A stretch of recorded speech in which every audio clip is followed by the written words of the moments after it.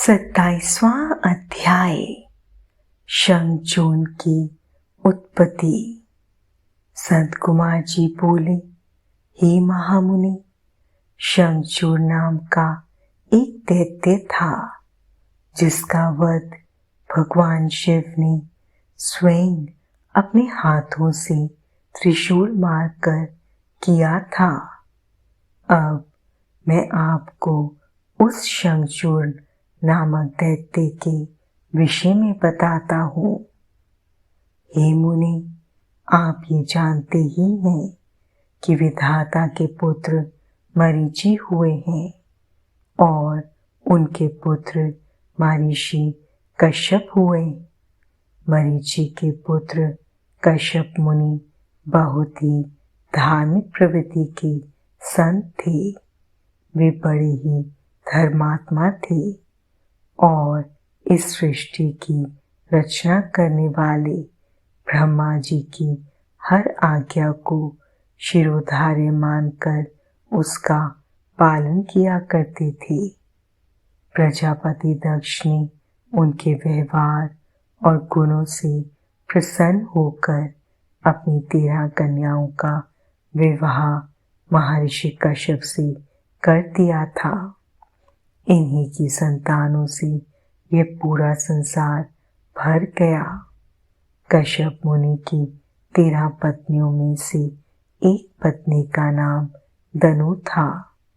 दनु रूपवती, गुणवती होने के साथ साथ परम सौभाग्यवती थी। वह एक अत्यंत शांत साध्वी भी थी। उन्हीं दनु के अनेकों पुत्र हुए। उनका विप्रचित नाम का पुत्र बहुत ही बलशाली और पराक्रमी था। उसका भी दंभ नामक एक पुत्र हुआ। दंभ भी अपने पिता की तरह धार्मिक विचारों को मानने वाला था। दंभ भगवान विष्णु का अनन्य भक्त था। इतना धार्मिक होने के पश्चात भी उसके कोई संतान नहीं हुई। तब वह बड़ा निराश हो गया और उसने शुक्राचार्य को अपना गुरु बनाया। उसने उनसे कृष्ण मंत्र ग्रहण किया।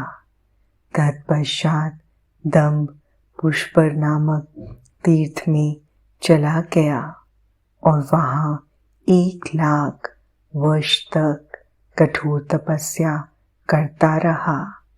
उसकी इस कठोर तपस्या को देखकर सभी देवता ब्रह्मा जी को अपने साथ लेकर भगवान विष्णु के पास गए।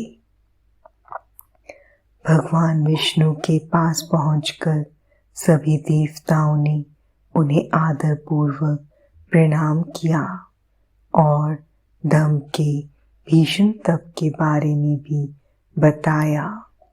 तब सारी बातें जानकर भगवान श्री हरि बोले, हे देवताओं, मैं जानता हूँ कि दंभ मेरा अनन्य भक्त है। वह अपने मन में पुत्र प्राप्ति की कामना लेकर पिछले 1 लाख वर्षों से मेरी कठोर तपस्या कर रहा है। मैं अवश्य ही अपने प्रिय भक्त दंभ की इच्छा पूर्ति करूँगा। आप निश्चिंत होकर अपने स्थान पर चले जाइए।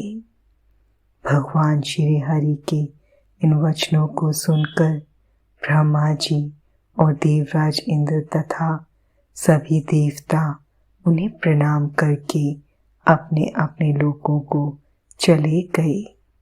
तब भगवान विष्णु भी अपने भक्त दंभ को उसकी तपस्या का फल देने के लिए पुष्कर गए। वहाँ उन्हें अपने सामने पाकर दंभ बहुत प्रसन्न हुआ और उनके चरणों में लेटकर उन्हें प्रणाम कर उनकी स्तुति करने लगा। तब श्री विष्णु बोले, हे दंभ, मैं तुम्हारी इस कठोर तपस्या से बहुत प्रसन्न हूँ। तुम अपना अभीष्ट वर मांग सकते हो। आज मैं तुम्हारी हर मनोकामना पूर्ण करूँगा। भगवान विष्णु के ये वचन सुनकर दंभ हाथ जोड़कर बोला, हे देव, यदि आप मुझ पर प्रसन्न हैं तो मुझे अपने जैसा वीर और पराक्रमी पुत्र प्रदान कीजिए। तब श्री हरि विष्णु तथास्तु कहकर वहाँ से अंतर्ध्यान हो गए। इसके बाद दंभ भी प्रसन्नतापूर्वक अपने घर लौट आया। कुछ समय पश्चात दंभ की पत्नी गर्भवती हुई। तब दंभ के घर में एक अलौकिक तेज विद्यमान था। समय आने पर दंभ की पत्नी के गर्भ से एक पुत्र का जन्म हुआ। मुनियों ने उसका नामकरण संस्कार करके उसका नाम शंखचूड़ रखा।